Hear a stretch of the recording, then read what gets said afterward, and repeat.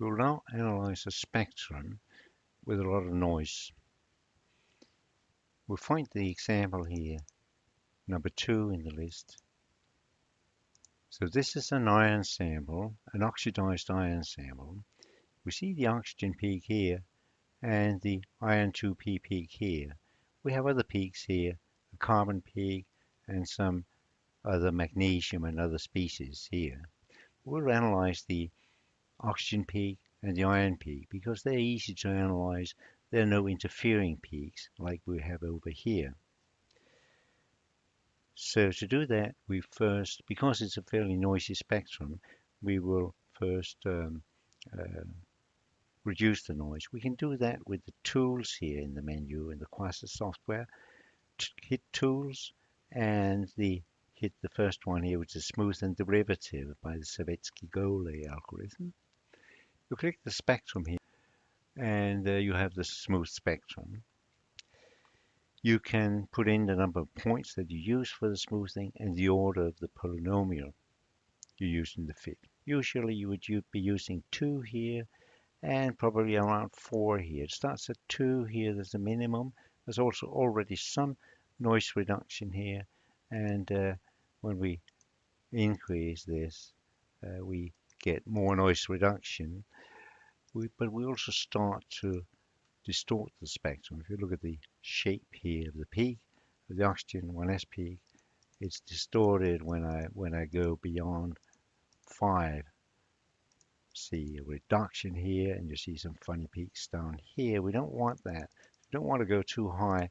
Probably in this case you would go to 4, which is a good compromise. You don't really distort the spectrum, but you get a significant reduction in the noise level. You can hit here to see the original, and you see there's a large reduction in the noise level without too much distortion of the peaks. You can also show the derivative here by clicking here, and you can find the position of the peaks from this. We'll be using the smooth here, and you can put in comment lines here to the file, or change the file name. We just use the default file name. So when I click here, I save this smooth spectrum. It gets the extension SMO for smooth. So this is a smooth version of that. We go back to the main menu, hit correct, because we now have to correct this for the analyzed transmission function. Now we more clearly see the iron peak here. So we hit transmission correct, and for hemispherical analyzers, which is practically always what we're using now for XPS analysis, this is a good approximation to assume that the analyzed transmission goes as the kinetic energy to the minus 0.7. So we just choose this default value, and we have the corrected spectrum here. So the next step is to isolate the peaks. Click here, and now you take the mouse and put in a window here, cut out the window, and I want to fit a line here in this range. So I put in a background line here, put it out here. So I want to fit this line in this region out here, a little bit away from the peak. This is a satellite from the X-ray source. So I want to go a little bit to the right of that. So in this range here, you sort of have to imagine what would the spectrum look like if we didn't have the oxygen peak.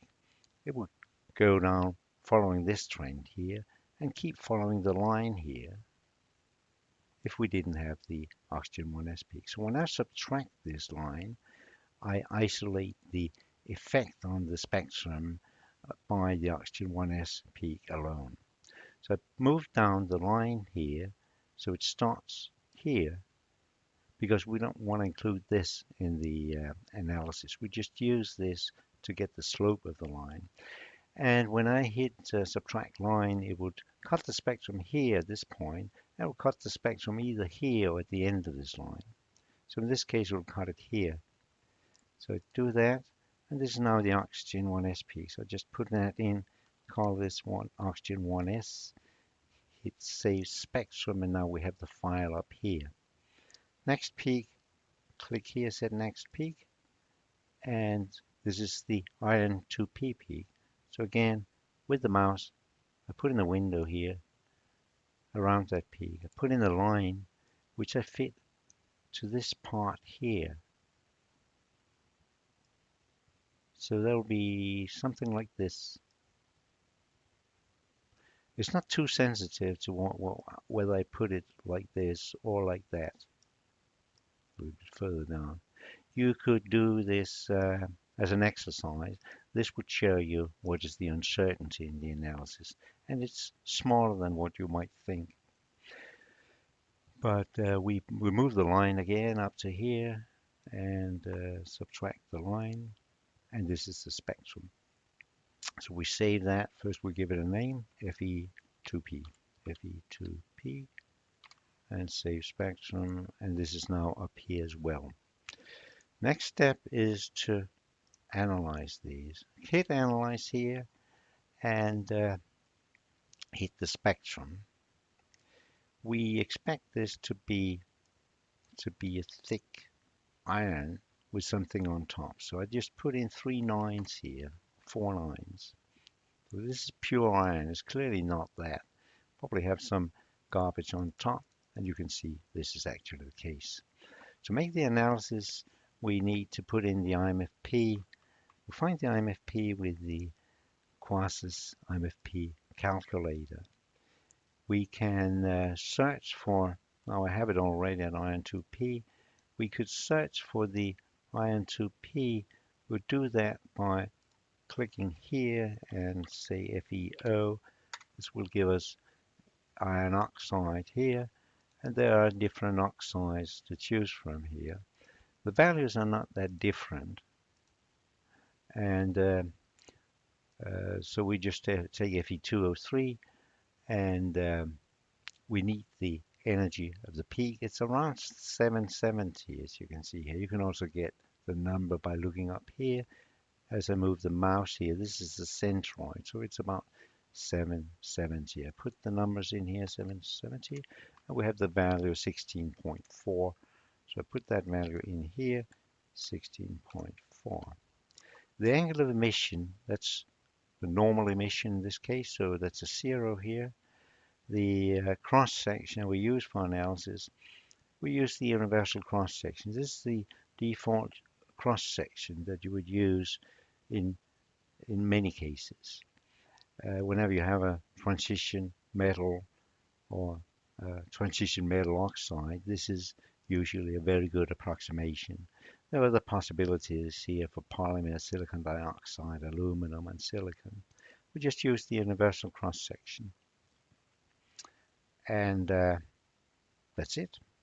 We start the analysis now, and we see that it's clearly not pure iron, but we have something on top. How much do we have on top? About 40, maybe 45, something like 40 to 45 angstroms on top of the iron. So we know where the iron is. It's essentially from here and downwards, like 40 angstroms and downwards. So now we look at the oxygen peak. The oxygen peak is located at 950 eV. Put that in the calculator here, 950. And we have 19.2. Put that in here, 19.2. Now do the analysis. Now we expect the oxygen to be on top, so maybe I put in 0 here and 20, and I increase the thickness here. I can change the scale here so we can see what's going on. I change the thickness here so it starts to approach what we have there. That's the thickness of the layer, but we can clearly see it doesn't fit at all in this range, so we need to put something in here, and that's the contamination layer on top of the iron oxide. And I can fine adjust these values and get something like 30, 35, so like 80, 90, maybe 80, something like that. So now we know where the oxygen is. It goes from about 35 to 80 angstroms. And we know where the iron is. We found that was from from like 40 or 45, 40 angstroms to infinity. So this means that we have an iron oxide going from around 35 to 80 angstroms. We have something on top of this, which is carbon, mainly carbon, but other materials as well. There's probably also a small amount of oxygen in this layer, but not a whole lot. If there was a whole lot, we would see that here in the fit.